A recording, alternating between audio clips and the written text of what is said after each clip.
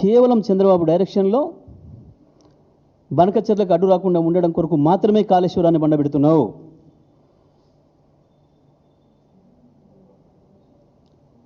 రేపొచ్చే commission ఏదైతే ఉంటుందో ఆనాటికి మనం గోదావరిలో ఇప్పటికే మనకు హక్కుగా ఇచ్చిన జీవోల ద్వారా ఇచ్చిన 960 టీఎంసీల నీళ్ళని మేము ఆల్రెడీ వాడుకుంటున్నాం. పై వచ్చే నీళ్ళలో కూడా మాకు ఇంకా అక్కరుంది, కొత్తగా ప్రాజెక్టులు మొదలుపెట్టుకుంది అని చెప్పి మనం చెప్పాల్సిన దాన్ని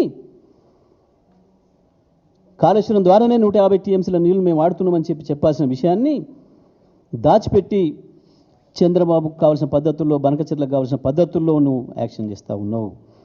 ప్రతి అక్షరం నీళ్ళ విషయంలో నువ్వు మాట్లాడుతున్న ప్రతి అక్షరం చంద్రబాబు రాసి పంపిందే.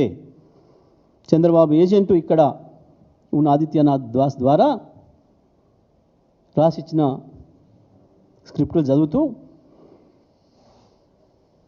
తెలంగాణ రైతులు పెట్టిన భిక్ష నీ పదవి, దాన్ని ఉపయోగించుకొని అదే రైతాంగానికి ద్రోహం చేస్తున్నావు. దానికి తోడు స్వామి కార్యం స్వకార్యం అన్నట్టు వేలాది లారీలను పెట్టి